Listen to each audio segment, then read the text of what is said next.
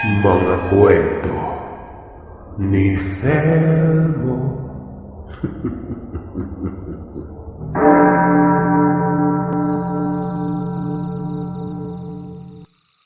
Nawindang, nangilabot, nandiri at narimarim. Ito ang mga naramdaman namin dati. Isang tagpo na hindi inaasahan, pero labis na pinagsisisihan. Ang masaklap ay doon pa lamang ako namulat sa kung anong nakakubli sa pamilya namin. Iniisip kong normal lamang na kagaya ng karaniwan. Pero hindi pala. Itago niyo na lamang po ako sa pangalang Elmo. At upang maintindihan niyo ang pinupukol kong punto sa panimula, ito ang kwento ng buhay namin. Matagal nang nangyari ito sa lugar namin sa may La Castellana, sa may Negros. Nasa 14 na taong gulang ako ng mga panahon na ito. Nga pala, ang mga mababanggit na personalidad ay iniba ko ang pangalan. Bilang pagtago na rin po ito sa katanyagan namin. Sana maintindihan niyo. Nagtataka ako kung bakit ipinapatawag kami noon ng lola ko. Sa bukiran banda sila nakatira. I mean, bukid naman talaga ang La Castellana, pero doon sa liblibang tirahan ng mga abuelo ko. Ang bumisita noon ay hindi ko kilalang tao. Hapon yon. Basta ayon dito, kinakailangan daw kami noon ng Lola Trinidad. Nag-uusap sila Tatay Jeboy at Nanay Ellen sa beranda. Parang nagtatalo. Narinig ko yon. Maging ang kapatid ko nga na si Nolan. Narinig din ito. Kuya ko ito at mas patanda sa akin ito ng 3 taon. Ayon kay Nanay Ellen, huwag daw kaming pupunta doon. Huwag pakinggan ang pagpatawag ni Lola dahil alam niya na ang mangyayari. Sumagot naman ang tatay. Ang sabi ay marami naman daw silang magkakapatid. Baka isa sa mga ito ang pumayag. Pero hindi umano aako si Tatay Jeboy sa responsibilidad kahit kailan. Ang pag-uusap ay malinaw na yon. Napapakinggan namin pero hindi namin alam kung ano ang kahulugan. Hindi kasi diretso at parang may lihim. Itong si tatay ang nasa side ng abuelo kong si Lola Trinidad at Lolo Intoy. Nung makapangasawa, piniling manirahan sa bayan at dito nagbuo ng pamilya. Tapos kami na nga yung naging bunga ni Kuya Nolan. Kuya, alam mo ba kung bakit pinapatawag tayong Lola? Malay ko ba? Kitang kararating lang natin eh. Tugon ng kuya noon. Sa pagpapatuloy ng pag-uusap nila sa beranda, napapayag na rin ang nanay. Basta tumahimik na lamang ito at kasunod nito ay ang pagmungkahi na ng tatay na magbihis na daw kami. Araw naman daw ng Huwebes ito. Isang araw daw kaming liliban sa klase. Bukas ito mangyari araw ng Biyernes. Kasi sa linggo nang uwi namin noon. Naganda kami ni kuya. Kaya ko naman asikasuhin ang sarili ko. Hanggang sa pagsapit ng gabi ay umalis na kami. Malayo at gaya ng sinabi ko ay sa liblib banda. May habal naman pero hindi talaga umuusad yon hanggang doon sa lugar ng mga abuelo ko. Naglakad pa kami ng 2 kilometro mahigit. Mantakin nyo, hindi patag yon. Paakyat at baba sa bundok tapos tawid pa ng ilog. Ang masaklap dyan ay walang kuryente doon at sobrang dilim talaga. May mga bahay naman na ang nagiging batayan ay ang maliliit na liwanag na tingin ko mula sa kanilang lampara at gasera. Nang malapit na kami, dito na makikita ang malawak na espasyo na may mga bahay na nasa tabi ng daan. Pero panaka-naka yun. May nakaumang pa nga sa kanilang mga bintana. Nakakita pa ako ng batang walang saplot noon na biglang tumabok papasok sa loob ng bahay. Bumungad sa tirahan ng abuelo ko ang mga kapatid ni tatay kasama din ang kani-kanilang pamilya. Napakatahimik nila na para bang dismayado o hindi naman kaya nag-aalala. Dito ko nalaman, Sir Seth, na may sakit pala ang Lolo Intoy. Inihiwalay kami noon sa mga magulang. Lahat ng mga anak ng kapatid ng tatay ay kasama ng asawa. Pinabukod ng Lola Trinidad sa aming mga kaanak. Huwag daw aakit ng bahay. Lahat kami noon ay nasa baba lang. Total ay may kamalig naman dito. Malaki ang tahanang yon. Makalumang tirahan na may saktong antas ng pamumuhay. Gawa sa matitibay na kahoy, tabla at may bubungan nitong kulob hayang na kawayan. Sa mga pamilyar dito, alam nila yon. Nakatihaya at nakataob na kawayan ng bubungan at nakapulido ito sa mahabang panahon. Nakaangat ang sahig sa lupa ng halos isang dipa. May malawak na beranda. Sa loob naman ay may dalawang silidang naririto na may malawak na sala at naroroon ang kusina. Walang matinong palikuran dito. Kung saan-saan na lamang dumudumi na parang manok. Pero syempre sa liblibanda. Nagpulong ang mga magulang. Matagal yun. Narinig ko pa nga na may nagtatalo. Tapos may kamuntikan pang magkasuntukan. Nagduduruhan ng kamay at nagtutulakan. Naririnig naman namin ang pag-uusap pero ni isa sa mga ito ay hindi namin makuha ang kahulugan. Hanggang sa pinagalitan sila ng Lola Trinidad. Kung magpupulong ay hinaan lamang daw ang boses kasi may mga bata. Nakikita daw sila ng mga anak at ang mahirap pa dyan. Magkakapatid lamang sila. Wala kaming kibuan doon sa kamalig. Nasa 10 kami mahigit na magpipinsan.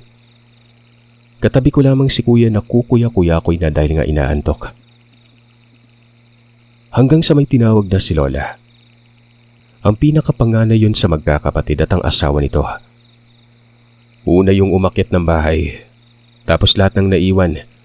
Nagtungo naman sa may atabay o balon na pinagkukunan ng tubig na may inom. May mahabang upuan doon at doon sila pumuslit. Gustong gusto kong lumapit pero natatakot naman ako at baka pagalitan pa ni Lola. Oo at abuelo ko sila pero alam niyo bang ni isang beses ay hindi ako nakaramdam ng pagiging abuelo nila. Hindi ito dumadalaw sa amin. At kung makikita ako, maging ang kapatid ko, tumitingin lang. Nakasbusangot pa yung muka. Kami naman nagmamano kahit papano. Mga kalahating oras, bumaba nang nauna. Tapos kinausap ni Lola. Mahinang pag-uusap yon, pero narinig ko si Tio Shernan na hindi daw sila ang napili. Itong si Tio Shernan ang panganay. Hanggang sa tumawag na naman si Lola. May umakyat na naman sa bahay at bababa ilang mga sandali. At ang pinakahuli ay si tatay noon. Kahit hindi ito ang pinakabunso. Pangatlo si tatay sa 6 na magkakapatid. Pansin kong pagtawag ni Lola noon ay bigla na lamang pumalahaw ng iyak itong si Nanay Ellen. Malakas na sinabi na hindi daw silang tatanggap. Hindi si tatay. Huwag daw si Tatay J-Boy. Pero paano na? Anong mangyayari? Tingin nyo maganda kaya ang kalalabasan? Hala, kung ayaw nyo kaisapin nyo siya. Umakyat na kayo sa bahay. Sa kanya kayo magpaliwanag. Walang sisihan na. Kayong lahat, huwag kayong magsisihan. Alam ko namang wala ni isa sa inyo ang may gusto. Hindi natin lahat gusto ito. Kung kaya't anumang mangyari, huwag kayong magsisihan kahit may napili pa at ayaw tanggapin. Ikaw, Shernan, ikaw ang bukang bibig ng tatay nyo. Pero nagsisinungaling ka. Nagsisinungaling ka. Nakamo hindi ka napili. Napag-usapan na natin dati ito, alam mo yan. Maluwag mong tinanggap ang kautusan pero ngayon tumatanggi ka na. Sige na, J-Boy, Ellen, kayo nang huli. Pagkatapos nito ay pwede na tayong magpahinga. Galit na galit si Lola. Walang ano-ano namang umakyat ng bahay sina tatay at nanay. At ito ang pinakamaagang bumaba. Para bang nagpaalam lang. Tinawag na kami ng kapatid ko. Sinabing umuwi na daw kami noon. Umiyak bigla ang Lola. Pinapahirapan daw ng husto ang Lolo Intoy. Dapat ay may isa man lamang na tumanggap para makapagpahinga ito ng tahimik at panatag. Nagsisisigaw yun na kapag may nangyari ay huwag daw magsisihan. Kung wala ni isa ang tumanggap, magdamayan ang mga ito na harapin ng paparating na problema. Nag-iyakan na rin ang iba pang kapatid ni tatay. Humingi ng tawad at sinabing gusto lang nilang mamuhay ng normal na malayang nakakasalamuha ang mga tao. Kaya wala talagang nais tumanggap. Pero alinsunod daw sa mga sinabi ni Lola, hindi sila magsisisihan. Magtutulungan sila para sa paparating na nasabing problema. Nakatulog na si Kuya noon pero ginising ito ng mga pinsan ko. Lumapit na ako kay tatay tapos kinausap ko ang tatay noon. Nagtanong ako sa kung ano ba ang narinig kong responsibilidad na tatanggapin mula kay Lolo. Pero hindi ito nagsalita. Mugto ang kanyang mga mata at halatang nagpipigil itong pumalahaw. Ang sabi lang ni Nanay Ellen, babalik na lamang daw kami sa susunod na linggo. Hindi na kami doon tatambay hanggang sa araw ng linggo. Bagkos ay babalik na lamang pagkatapos ng isang linggo noon. Umuwi kami noon ng sobrang lalim na gabi. Mag-aalas 12 na ata noon. Nauna talaga kaming umuwi. Pagod na pagod ang katawan ko. Nakarating kami sa bahay madaling araw na. Natuloy ang pagliban ng klase sa araw ng Biyernes. Araw-araw kong sinusukit o kinukulit si nanay sa kung ano ba talaga ang pinupunta namin doon sa bahay nila Lola Trinidad. Ay naman dito, hindi pa daw napapanahon para malaman namin ang lahat noon. Kami na lamang daw ang tumuklas balang araw kasi baka maapektuhan ng pag-aaral at pananaw namin noon na ginawang pundasyon para maging magtagumpay sa buhay. Makalipas ng isang linggo, araw ng Sabado, umaga ito at ng mga sandaling iyon ay babalik na kami sa bahay ng abuelo. Tanghali kami nakarating at walang ibang bumungad kung hindi sila pa rin. Pero sa pagkakataong ito ay nag-iiyakan silang lahat. Nasa silong ng bahay ang ilan at ang iba naman ay nasa kamalig. Umakyat kami ng bahay. Naroroon si Lola sa bintana. Nakatulala at magang-maga ang mga mata. Pagkasilip ko sa sala ay nakahimlay ang lolo sa papag. Parang wala na itong buhay. Nangingitim ang labi ni Lolo. May sa pagkaitim din ng lalamunan maging ang mga kuko niya. Patay na daw ayon kay Lola. Pero nakabukas sa mga mata niya. Parang buhay na buhay pa. Si tatay na nga lang ang nagpapikit dito. Umiyak kaming lahat nun. Sa araw na yun ay tanging hinagpis sa maririnig sa bahay. Walang ibang umasikaso sa labi kung hindi ang angkan lamang din namin. Maski pa may kapitbahay sa unahan pero walang ibang tao doon kung hindi kami lang. Akala ko'y paglalamayan matapos magawan ng kabaong na mula sa tabla ng niyog pero pagsapit ng gabi, inilibing lamang si Lolo. Kinilabutan talaga ako noon. Hindi naman ito ang tradisyon sa paglilibing ng tao. Paglalamayan pa dapat ng ilang araw para madasalan. Tapos idadaan sa simbahan para mabindisyonan. Pero anong nangyari? Bakit ganito? Alam niyo bang hindi basta-bastang gabi lang yon dahil inilibing ang lolo sa eksaktong alas 12 ng gabi.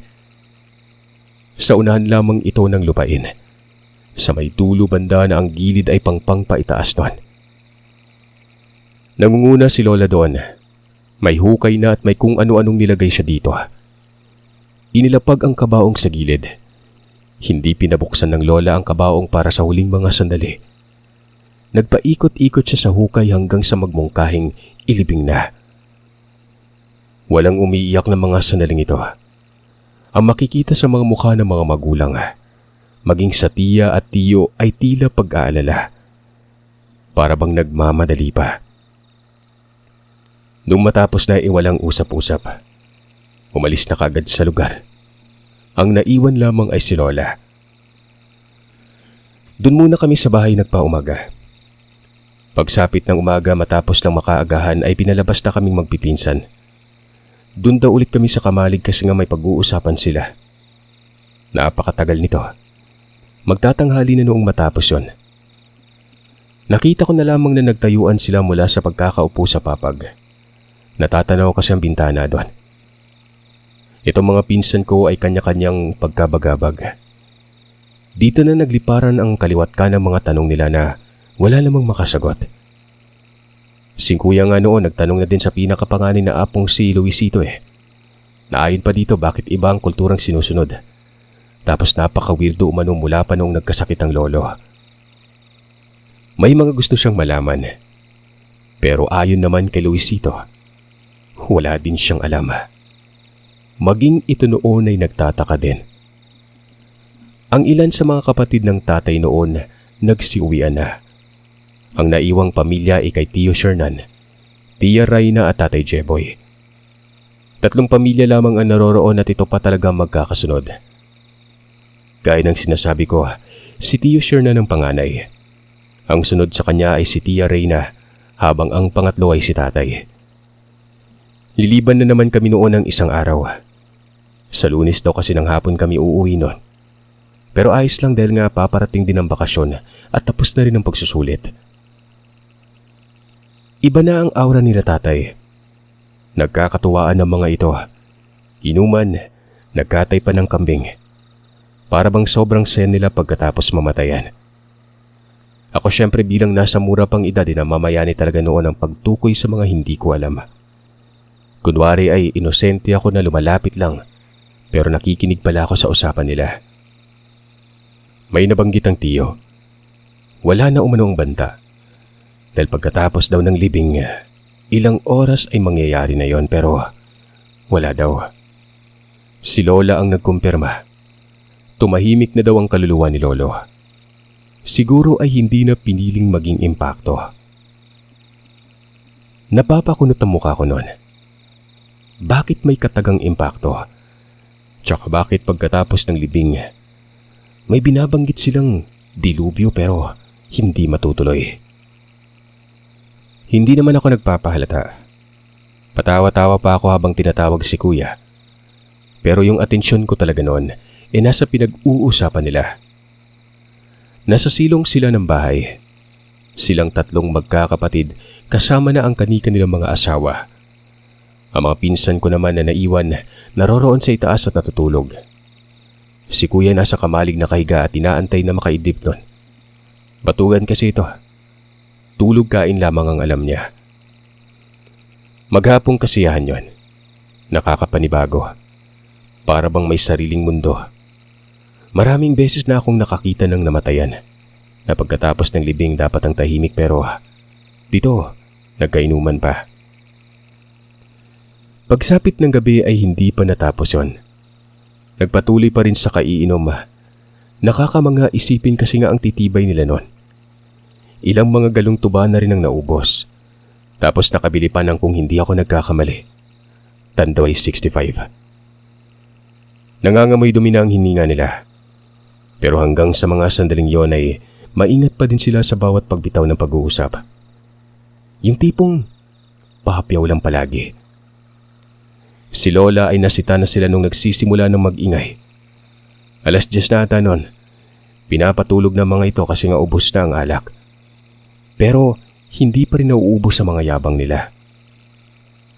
Nakikinig naman sila. At yun na nga, kanya-kanya ng pahinga nun. Kami noon sa kamalig lang. Tinabingan lamang ito ng nanay ng ilang mga dahon ng niyog at sakong lagay ng bigas. Eto na.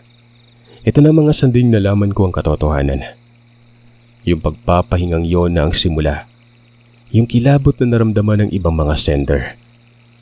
Tingin ko, mas nakakakilabot pa ang natunghayan ko noon.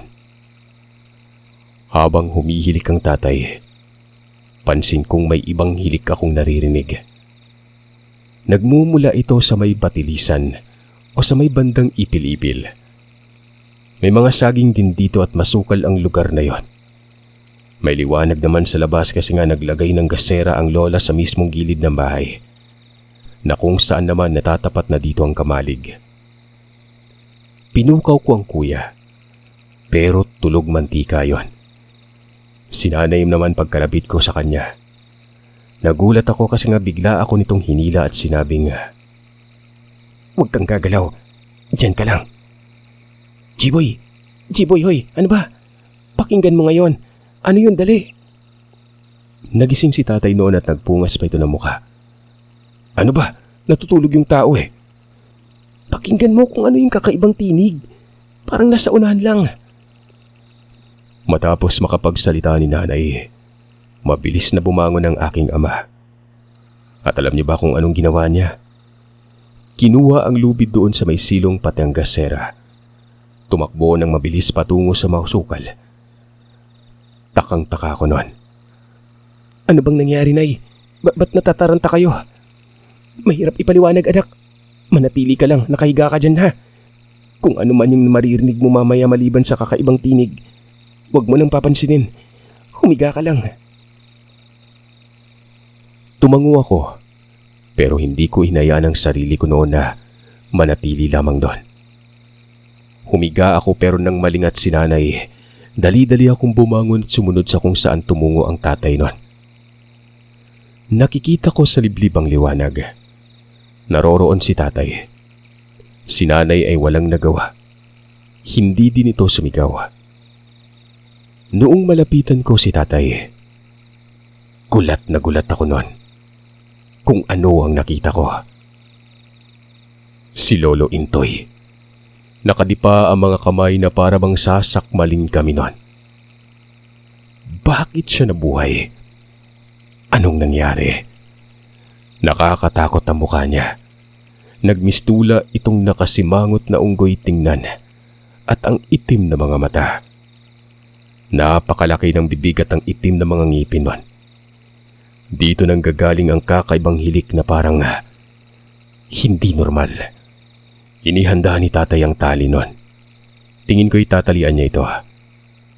Gusto ko nang tumakbo pero dahil nga madilim pabalik ay nanatili lamang ako doon. Parang zombie si Lolo. Pero hindi ito yung tipong naaagnas o lusaw. Napakakunat niya tingnan. Kumisig pa yung katawan nito. Nang makita ako ng tatay ay pinagmumura ako nito. Bakit daw ako sumunod nun? Hindi naman ako nagsalita. Itong si Lolo ay akmang lalapit sa akin pero humaharang ang tatay at hinahambalos niya ng lubid. Lumalaban ito. Nakakagimbal ang pagkilos niya. Ang bilis. Parang gagamba na bigla na lamang sumunggab kay tatay noon. Sa hindi ko malamang dahilan, may bumangga dito.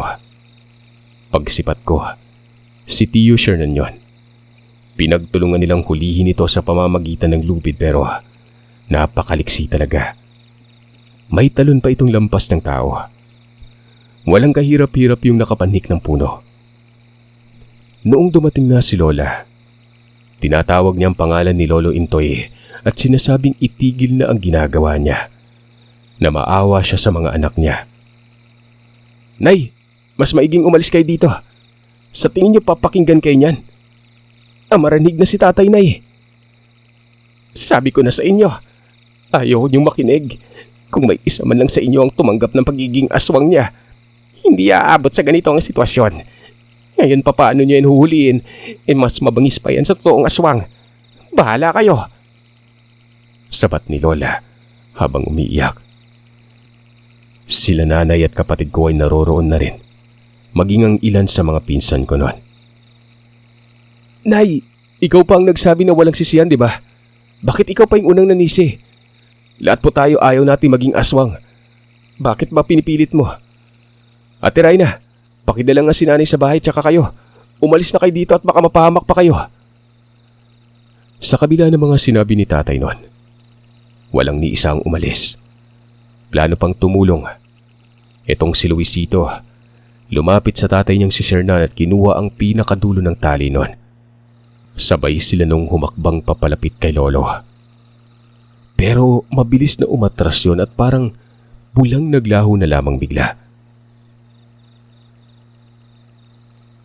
Tanong ng tanong si tatay maging ang mga tiyuhin ko kung ano daw ang gagawin niya. Kapag hindi daw nahuli yon, malaking gulo ang mangyari. Ano bang napag-usapan nyo? Di ba nga haharapin nyo ito? Gagawan nyo ng paraan, di ba? Tapos ngayon, G-Boy, ikaw pa yung nagsabing anong gagawin. Ay nako, huwag niyong paabuti na malaman ito ng ibang tao. Hindi lang yung amaranig yung tutugisin. Pati tayo madadamay dyan. Sabat naman ng nanay Helen sabay hila sa akin noon.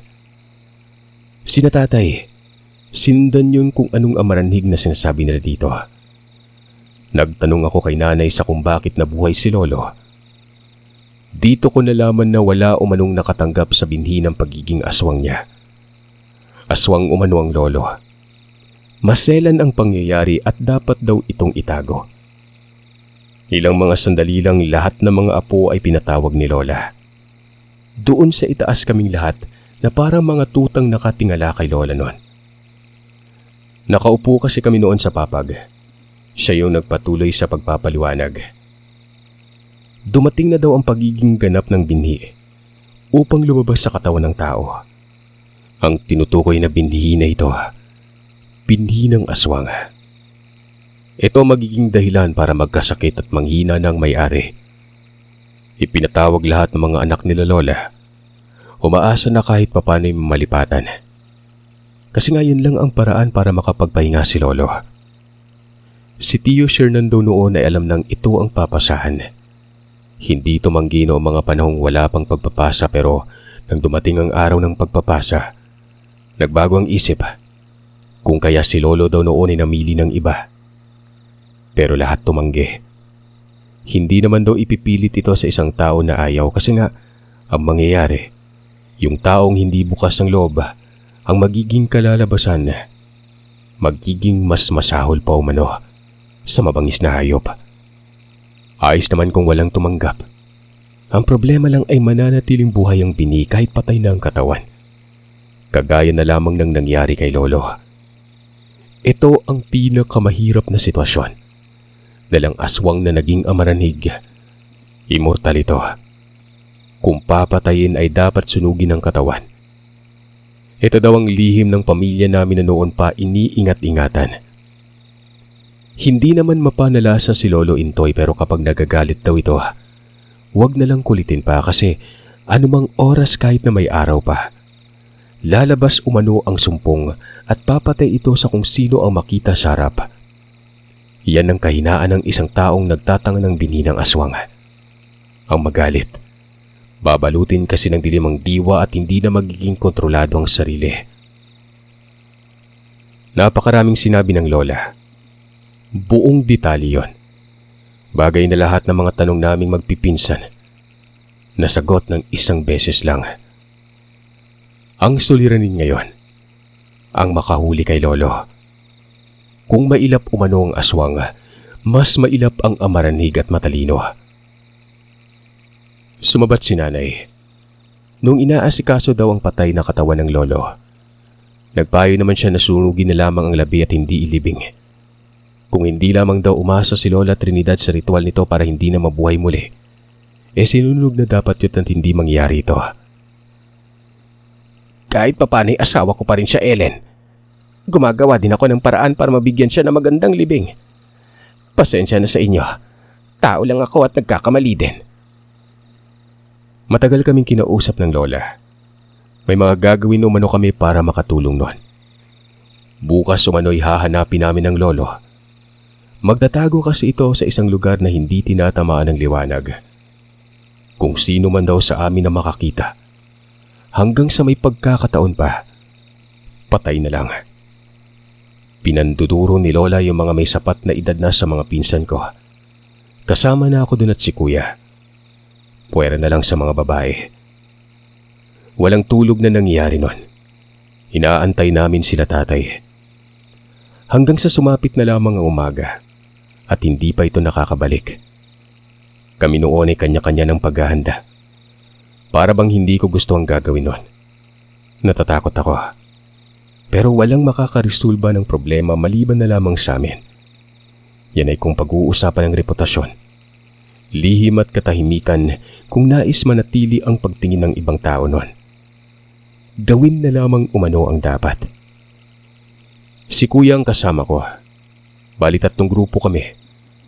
Si Luisito ay kasama niya rin ang kapatid niyang lalaki na sing edad lang din ni kuya na si Kevin. Tapos yung 2 anak naman ni Tia Raina na si Mael at Junie. Ibang pangkat din ang mga ito. Magkakahiwalay kami ng landas.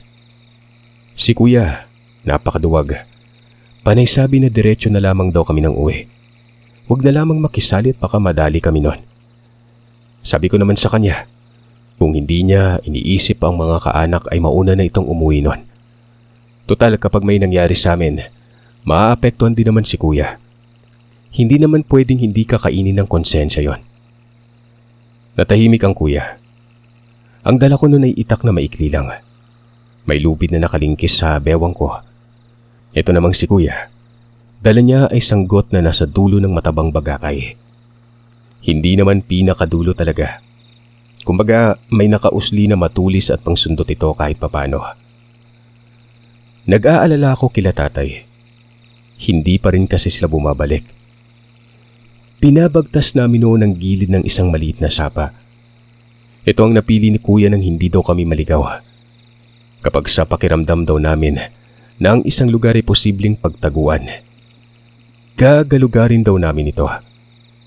Nakita pa nga kami noon ng ilang mga taong nakatira lang sa may malapit sa sapa. Nagtataka ang mga ito pero hindi na namin binabate. Itong direksyon namin ay patungong Kanlaon. Tanaw na tanaw ang matayog na bundok na may usok sa dulo. Ito na yung bulkan. Hindi pa gaano kalawak ang sakahan nun. Kumpara ngayon na halos okupahin na ang lugar ng tubuhan at maisan. Hanggang sa nagpang-abot pa kami nila Luisito kasama ng kapatid na si Kevin. Pawis na pawis at sinabing natagpuan na daw nila sila tatay, pero nagpapahinga daw ito sa isang lugar. Gumaan ang pakiramdam ko noon. At least alam ko na ayos lang sila tatay. Medyo ginanahan pa nga ako sa paghahanap. Ganon din si kuya. Napapangiti pa ito at parang nananabik pa sa ginagawang trabaho. Inabot ng tanghali hanggang sa sumapit ang hapon at nagdilim na lang. Pero hindi pa namin natatagpuan ang lolo. Papauwi na kami noon. Wala na eh. Sa unahang bukana na ng bulkan. Delikado pang lugar kasi may namumugad talagang rebelde. Baka kung anong isipin kapag nakita kami at paulanan pa kami ng bala. Habang pababa ay sumasaglit kami sa mga sulok-sulok. Pinapakiramdaman namin ang lugar. Pero doon pa rin kami sa ilog dumaan. Hanggang sa nakarinig kami ng sigawan ng mga tao. Nagmumula ito doon sa maliit na sakahan. Nagmadali kaming tinungo ito. Nauuna pa si Luisito at sumusunod sa kanya si Kuya Nolan. Nakarating kami sa isang banda kung saan may tumpok na mga tao noon. Mga lampas 10 at pagkabungad namin sa kung anong pinagkakaguluhan. Si Lolo. Nakadapa sa ilalim ng makapal na kawayanan at may tangan pa ang bibig nito na kamay ng isang bata. Sinusundot yun ng mga tao. Para namang pusang lumalaban ito. Walang ni isa sa amin na nagtawag sa kanya sa pangalang Lolo noon. Gawa ng kapag nangyari yon, yari talaga kami sa mga residente. Ang ginawa na lamang namin noon ay tumulong. Pinagtataga ni Luisito ang mga sanga ng kawayan. Gumagawa siya ng madadaanan namin. Nakahanda na rin ako noon sa lubid. Yung mga tao, sinisita kami at sinasabing wag daw lalapit kasi nga delikado pero hindi kami nagsalita. Hanggang sa napatalon ng kuya nang may kung anong natapakan ito. Pagsipat ko doon, ulo ng bata, Sir Seth. Wala na itong panga. Kitang-kita ko pa ang ngala-ngala niya at nakausling buto sa leeg. Umatras ako noon nang hindi ko kayanin ito. Nagpatuloy si kuya. Si Kevin naman ay tinabunan yun ng dahon ng gabi. Napapailing na lang ako. Kumakatay nga ng tao ang isang amaranig. At noong malapit na si Luisito, sinusundot niya ito ng itak. Kasabay naman ito ang paghawi sa mga damo at ilang mga nakaharang na lawiswis ng kawayan. Sumusuksok si Lolo hanggang sa mabilis na gumapang ito palayo nun. Hinabol yun ng mga tao. May naiwan na tila mag-asawa. Umiiyak ito at doon ko narinig na ang anak pala nila ang dinali ng aswang. Kakausapin ko nga sana pero wala eh. Hindi talaga pwede. Mabilis akong sumunod kila Luisito. Lumusot sila sa kabilang parte ng kawayanan. Napapaiyak ako, talagang kinakain ako ng matinding konsensya. Ibang landas ang tinahak noong mga tao. Iba sa amin. Binabaybay namin noon ng maliit na sangi. Suong ng suong sa lagusan nito at nagkakasugat-sugat na ako. Wala ni isa ang may dalang ilaw pero naaaninag naman ang landas kahit papano. Hanggang sa nakita namin si Lolo. Nakalubog na parang palaka ito sa gilid ng tubuhan.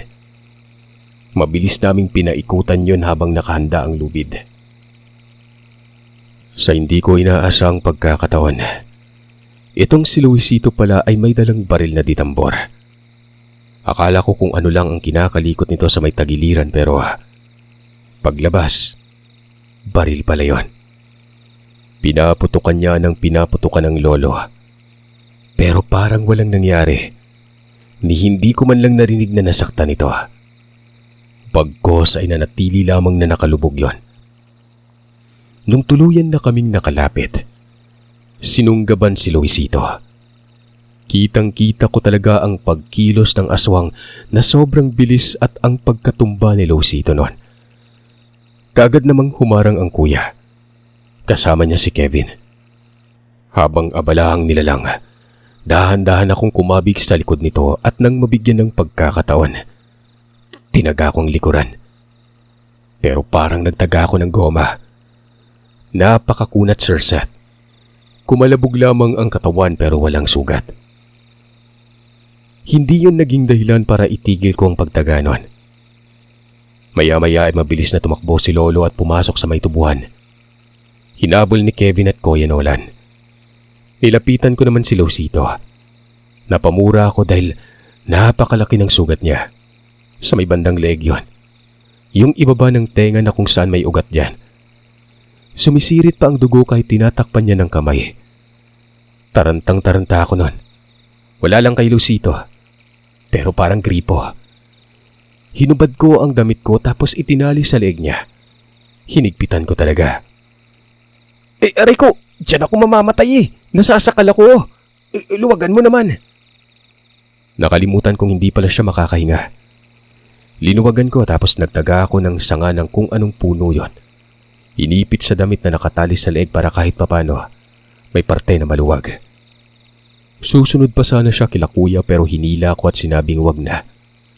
Kako ay umuwi na lamang kami noon kasi baka mamatay ito. Madami-dami na rin ang dugong tumatagas. Pumayag naman ito. Bumaba kami pero lumihis ng daan. Doon mismo sa may nayon. May nakakita pa nga at nataranta dahil nga duguan si Luisito. Sa pagkakataong yun ay nagpapasalamat ako kasi nga nabagat namin sila tatay na para bang sinadya ng tadhana noon. Iniba nila tatay ang pagkatali. Mali pala yung ginawa ko noon. Ang sabi ko ay sila kuya sinundan ng nilalanga at mahina akong binanggit na nakapatay ng bata si Lolo. Nagkatitigan si Tio Shernan na Tatay Jeboy. Nagtanong si tatay sa kung nasaan banda patungo si Lolo noon. Tinuro ko yung tubuan. Pero ang sabi ng Tio, kasalanan ko to, Jeboy. Kasalanan ko to eh. Dapat tinanggap ko na lang. Huli na, Shernan. Napag-usapan na natin to, di ba? Naroroon pa ako eh. Maluwag mong tatanggapin pagdating ng araw. Pero anong nangyari? Hindi talaga may iwasan yung magsisi. Lahat tayo naroroon. Ikaw yung nagboluntaryo tapos umatras ka na lang bigla. Harapin na lang natin. Wala na eh. Nariyan na. Tara na. Umalis sila tatay. Patuloy naman kami sa pag-uwi nun. Nang makarating sa bahay, lahat ng mga kapatid ng tatay na umuwi kahapon naroroon. Bumalik ang mga ito. Pero hindi nila dala ang kanilang pamilya. Inasikaso si Luisito. Nurse ang isa sa mga kapatid ng tatay na babae at sinabing nasa maayos na kalagayan nito. Mabuti at natakpan ng sugat dahil posibleng mamatay kapag hindi umano. Ang laki din kasi ng sugat. Kitang-kita ko ang laman na para bang hiwa ng patalim yon. Ayon kay Luisito, kalmot daw yon ng aswang. Ilang mga sandali pa ay umuwi na mga anak ni Tia Reyna. Pero saglit lamang ito dahil aalis din para puntahan naman sila tatay noon.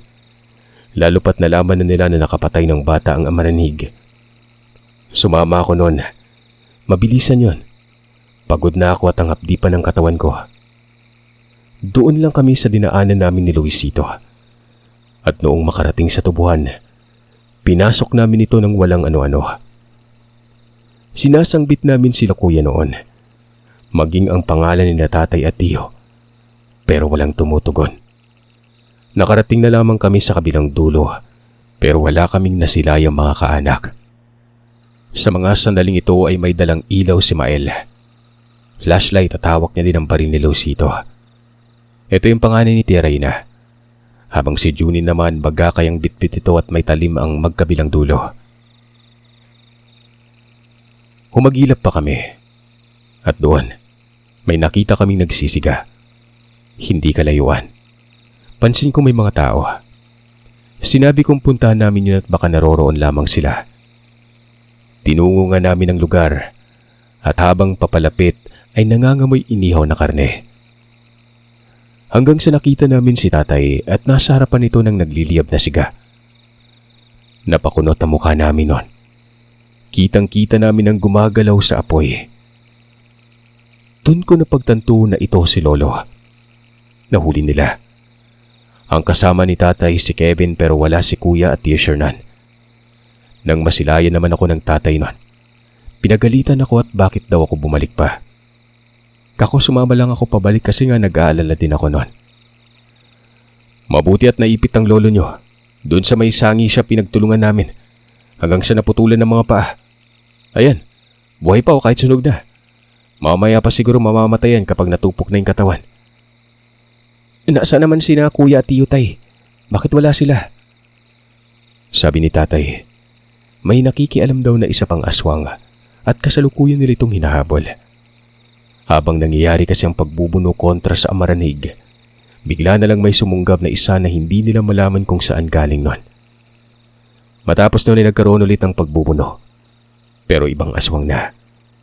Napuruhan daw ang aswang na yon at malamang maaabutan daw ito nila kuya. Kinawayan ako ni Kevin at pinapalapit dito. Lumapit ako doon pero sana hindi ko na lang pala ginawa. May tinuro si Kevin na siyang nagpasuka muli sa akin. Tao na buka ang dibdib. Nasa gilid ito ng puno ng niyog. Natatamaan yun ng liwanag mula sa ilaw ng siga. Buka talaga ang dibdib at ukal ang lalamunan niya. Para bang kinagat at binaklas yun. Isang matandang lalaki yun. Nagtanong naman ako sa kung si Lolo pa rin bang nakadali. Hindi ako sigurado kung si Lolo lang. Pagkadating namin nandyan na yan eh. Si Lolo nakita namin sa unahan, gumagapang tapos yun. Pinagtulungan namin ng kuya mo. Hanggang sa dumating naman itong si Tiyo at si Tatay Shernan. Si Tatay ang nagputol sa mga paa ni Lolo. Tapos ayun, dumating pa yung isa eh. Nagdududa ako na baka pinagtulungan nila tong taong to. Pero si Lolo yung naunang umatake dyan. Lapitan mo pa. May magkakaibang bakas.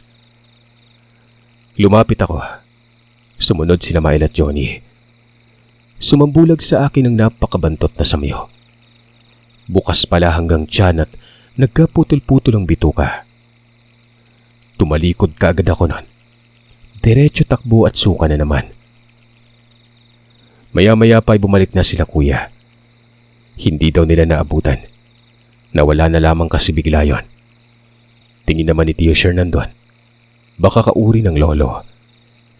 Itong labi ng matanda, hindi nila alam ang gagawin doon pero sinabi ni tatay na hahanapin niya daw ang pamilya.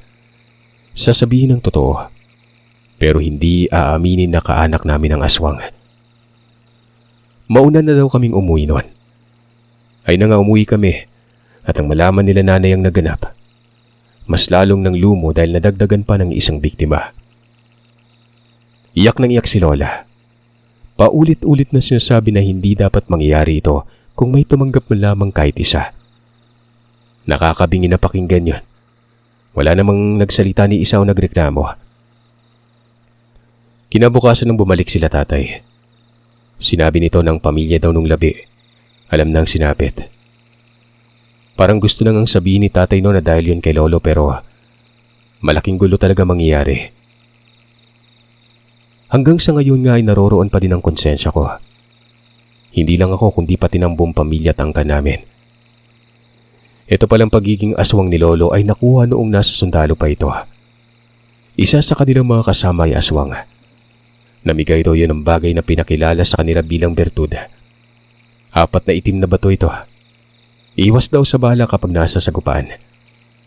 Walang kaalam-alam na yun pala ay bininang aswang.